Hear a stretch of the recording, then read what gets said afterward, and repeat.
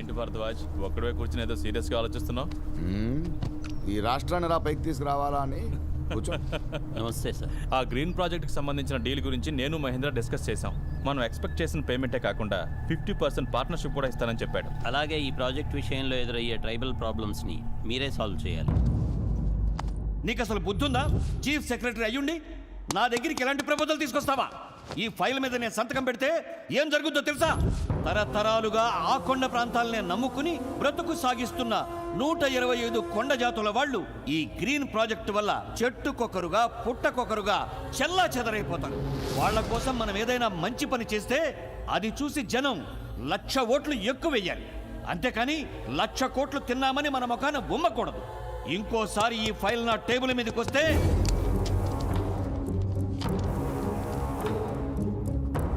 Get out!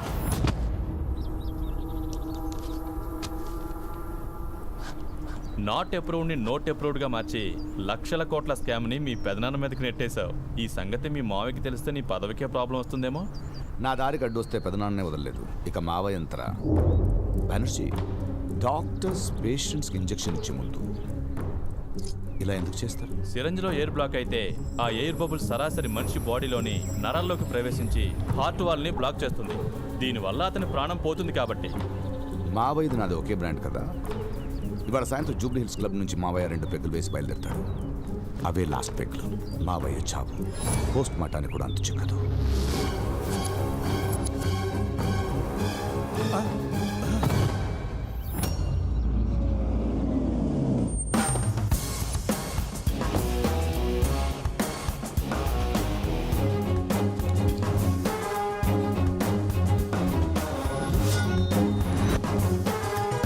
Good morning sir. Welcome boss. Appointment తీసుకోకుండా ధూళిగాడి chapter టెరిఫిక్గా క్లోజ్ చేసావు. Very proud of you. Please sit down. Thank you sir. Coming to the point, ఇవే central head office నుంచి వచ్చిన special orders. ఈ మధ్య చనిపోయిన ఎక్స్ సీఎం అచ్యుతరామయ్య గారి డెత్ పై సీఎంకి వాళ్ళ పార్టీ వాళ్ళకి అనుమానాలు ఉన్నాయని చెప్తున్నారు. ఈ కేసును డీల్ చేయాలంటే నీలాంటి డెడికేటెడ్ ఆఫీసర్ అవసరం. నీకున్న టాలెంట్, ట్రాక్ రికార్డ్తో ఈ కేసును సక్సెస్ఫుల్గా ఇన్వెస్టిగేట్ చేస్తావని డెప్యుటేషన్ మీద నిన్న ఇక్కడికి పిలిపించాను. Your orders. Thank you sir. కానీ అచ్యుతరామయ్య గారిది natural death due to heart attack అని పేపర్లో చదివానే. You're right. But opposition party వాళ్ళ నోళ్లు ముంచడానికి, జనాల్ని డైవర్ట్ చేయడానికి ఇలాంటి ట్రిక్స్ ప్లే చేయడం పొలిటీషియన్స్కి మామూలే. Case file. I will do my best sir.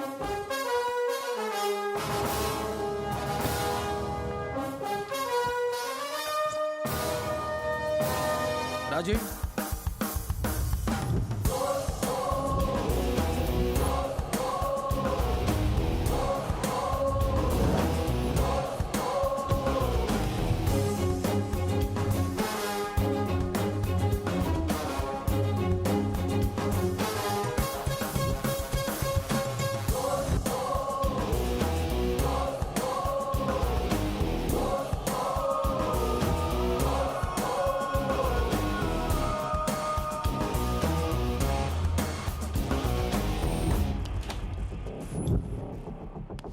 Thank you. ఆయన సీఎం కాక ముందు నుంచే నేను ట్రీట్మెంట్ చేశాను. మీ దగ్గరున్న ఆయన family total health history file నాకు కావాలి.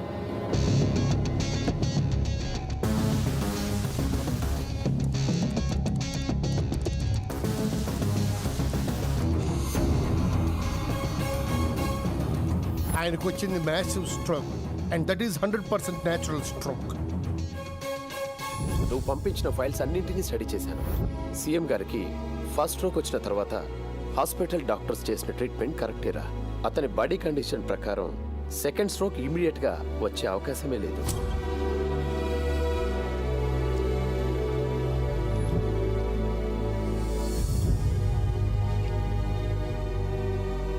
మా హాస్పిటల్లో రికార్డ్ అయిన సీసీ ఫుటేజ్ ఇదే sir.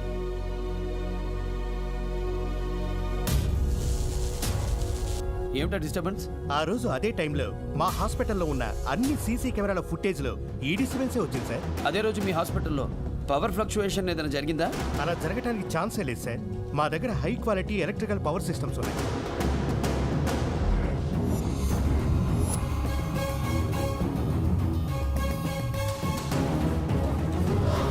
Open the door.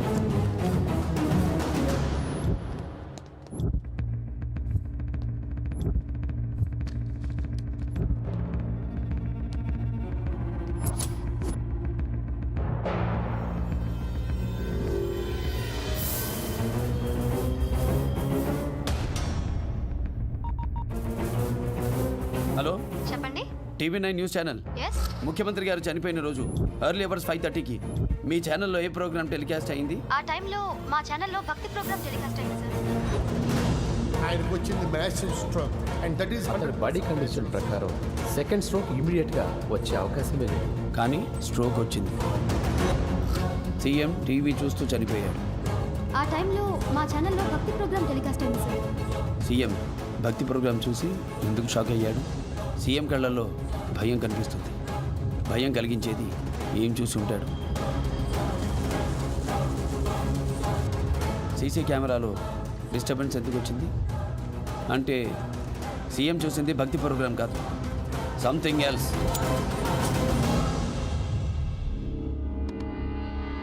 CM చనిపోయిన రోజు హాస్పిటల్ బ్యాక్ యార్డ్కి ఓబీ వ్యాన్ డ్రైవ్ చేసుకొచ్చింది నువ్వే కదా? ఆ రోజు వ్యాన్ లోపల ఏం జరిగింది?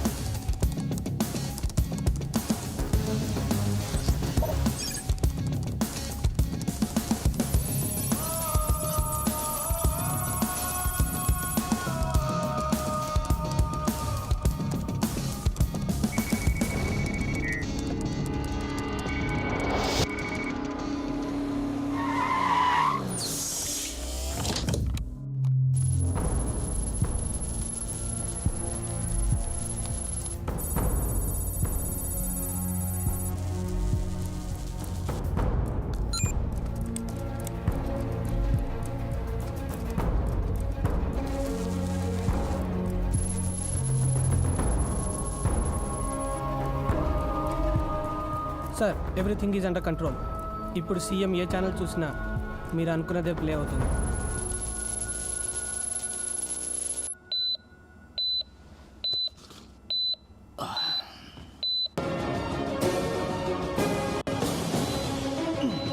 ఈ రాష్ట్రానికి పెద్ద దిక్కుగా ఉంటూ ప్రజలందరి చేత గొప్ప లీడర్గా కీర్తించబడుతున్న మన రాష్ట్ర ముఖ్యమంత్రి అచ్యుతరామయ్య గారి నిజస్వరూపం బయటపడింది. అమ్మాయిలతో ఆయన నడిపిన రాసలీలలకు సంబంధించి టేప్ కొద్ది గంటల ముందు స్టూడియో చేతికి చిక్కింది. ఆ విజువల్స్ ఎక్స్క్లూజివ్ గా మీకోసం.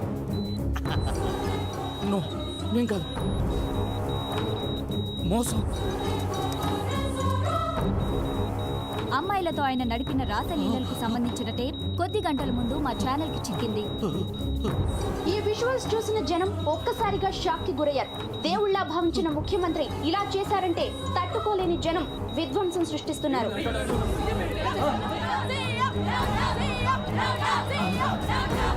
ఈ అవమానాన్ని తట్టుకోలేక పార్టీ కార్యకర్తలు ఆత్మహత్యలు చేసుకుంటున్నారు.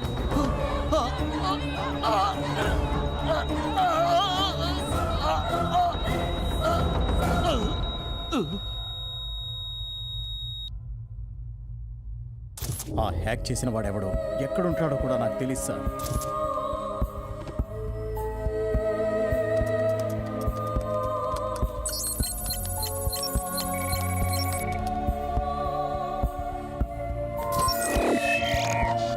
హత్య చేసిన వాడు ఎవడైనా ఎంతటి వాడైనా త్వరలో పట్టుకుంటా.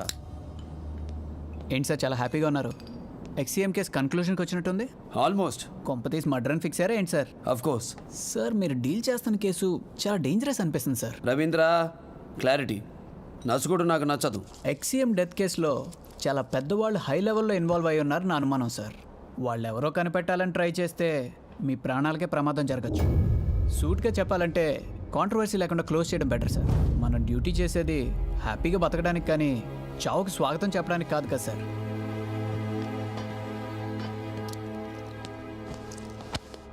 కాఫీ చల్లారిపోతుంది, తాగు రవీంద్ర. Thank you sir. తాగే కాఫీ నుండి ఉండే ఇంటి వరకు అన్ని డిపార్ట్మెంట్ నుండి తీసుకుని వృత్తికి ద్రోహం చేస్తావురా? పెరిగి మందు నూరి పోస్తూ పనికి మాలిన అడ్వైజులు ఇస్తావురా? You fool! What nonsense is this? సాటి ఆఫీసర్ని అందరి ముందు కొడతావా? నువ్వు సిబిఐ ఆఫీసర్వా, స్ట్రీట్ రౌడీవా? అసలు సిబిఐ అంటే ఏమిటో తెలిసే డిపార్ట్మెంట్లో జాయిన్ అయ్యావా? మీకు తెలిసిన మీనింగ్ చెప్పనా? మీరు తెలుసుకోవాల్సిన మీనింగ్ కూడా చెప్పనా? What you mean? I mean CBI అంటే సెంట్రల్ బ్యూరో ఆఫ్ ఇన్వెస్టిగేషన్. ఇది సెలబ్రిటీలకు సేవలు చేసే మీలాంటి వాళ్లకు మాత్రమే తెలిసిన మీనింగ్. అంటే కమిట్మెంట్ ఇన్ డ్యూటీ, బి అంటే బౌండ్ ఫర్ ట్రూత్, ఐ అంటే ఇంటిగ్రిటీ ఫర్ ద నేషన్. ఇది డ్యూటీ కోసం చావడానికి సిద్ధపడే నాలాంటి వాడికి తెలిసిన meaning. You are crossing your limits. You are talking to your superior, you know. I know with whom I am talking to. ఎవరితో మాట్లాడుతున్నానో తెలుసు, ఏం మాట్లాడాలో కూడా బాగా తెలుసు.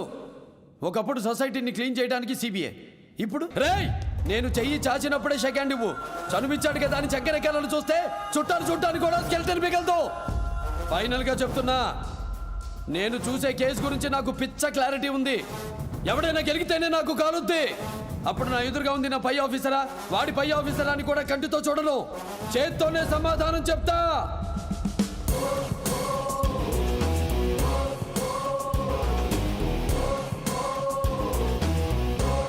ఐఎమ్ సారీ సార్, నా వల్ల ఒక పెద్ద తప్పు జరిగిపోయింది.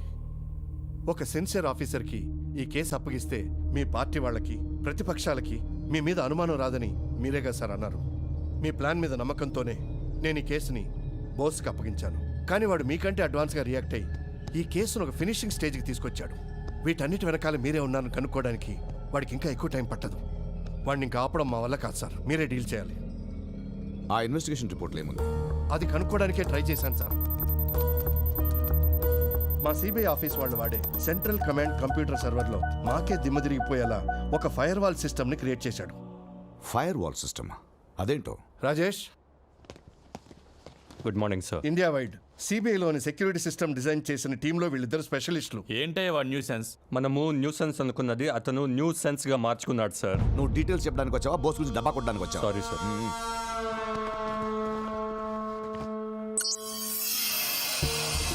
ఇండియాలో సిబిఐకి 6 జోనల్ హెడ్ క్వార్టర్స్ ఉన్నాయి. ఇవి ఢిల్లీ, ముంబై, కోల్కతా, చెన్నై, బెంగళూరు, హైదరాబాద్. ఈ జోనల్ హెడ్ క్వార్టర్స్ అన్నింటినీ కలుపుతూ ఒక సెంట్రల్ నెట్వర్క్ సిస్టమ్ని మేము క్రియేట్ చేశాం. దీని ద్వారా ఏదైనా కేసుకు సంబంధించి ఏ బ్రాంచ్ ఫైల్నైనా వేరే బ్రాంచ్ వాళ్ళు చూడొచ్చు. అవసరమైతే ఏ ఫైల్నైనా ఒకరికొకరు ఎక్స్చేంజ్ చేసుకోవచ్చు. కానీ బోస్ క్రియేట్ చేసిన ఫైల్ను టెక్నికల్గా ఎవరు యాక్సెస్ చేయలేరు, అందులో ఏముందో తెలుసుకోలేరు. బోస్ తప్ప ఇంకెవరూ దీన్ని ఓపెన్ కూడా చేయలేరు సార్. మామూలు భాషలో చెప్పాలంటే ఈ ఇన్వెస్టిగేషన్ చేసిన ఫైల్కి రక్షణగా చుట్టూ ఒక బలమైన గోడను కట్టి ఆ గోడకి రక్షణగా చుట్టూ కోటనే కట్టాడు సార్. ఈ టోటల్ సెక్యూరిటీ ప్రాసెస్నే పర్సనల్ ఫైర్ వాల్ సిస్టమ్ అంటారు సార్. మీరేం చేయలేరా? మాలాంటి హ్యాకర్స్ ఈ ఫైల్ని బోస్కు తెలియకుండా యాక్సెస్ చేయాలని చూసినా, ట్యాంపర్ కానీ డెస్ట్రాయ్ కానీ చేయాలని చూసినా, ఈ లోపల అతన్ని ఎవరన్నా చంపేసినా, డిపార్ట్మెంట్ వాళ్ళు అతని పర్మిషన్ లేకుండా పక్కకి తప్పించినా, లేక అతను కనబడకుండా చేసినా మనకే డేంజర్ సార్. ఎలా? డిపార్ట్మెంట్ రూల్స్ ప్రకారం స్టేటస్ రిపోర్ట్ని సిబిఐ వాళ్ళు సెంట్రల్ డేటాబేస్ సిస్టంలో బోస్ డెడ్ అనో, సస్పెండెడ్ అనో, మిస్సింగ్ అనో, టర్మినేటెడ్ అనో ఎంటర్ చేసిన మరుక్షణం ఈ ఇన్వెస్టిగేషన్ రిపోర్ట్ ఫైల్ ఆటోమేటిక్గా యాక్సెస్ అయిపోతుంది సార్. వెంటనే ప్రెసిడెంట్ ఆఫ్ ఇండియాకి, సెంట్రల్ హోమ్ మినిస్టర్కి, గవర్నర్కి, మీడియాకి ఒక్క సెకండ్లో వెళ్ళిపోతుంది. బోస్ ఒక్కడే ఈ కేసును కంప్లీట్ చేసి ఫైనల్ రిపోర్ట్ ఇవ్వగలడు sir. Rajesh, I will see you later. Okay sir. ఇది వాడికి రాసుకున్న మరణ శాసనము లేక వాడు మనకు రాసిన మరణ శాసనము అర్థం కావట్లేదు. వాడు నా కోసం పన్నిన పద్మవ్యూహంలో తిరిగి వాడినే అభిమన్యుడిని చేస్తా.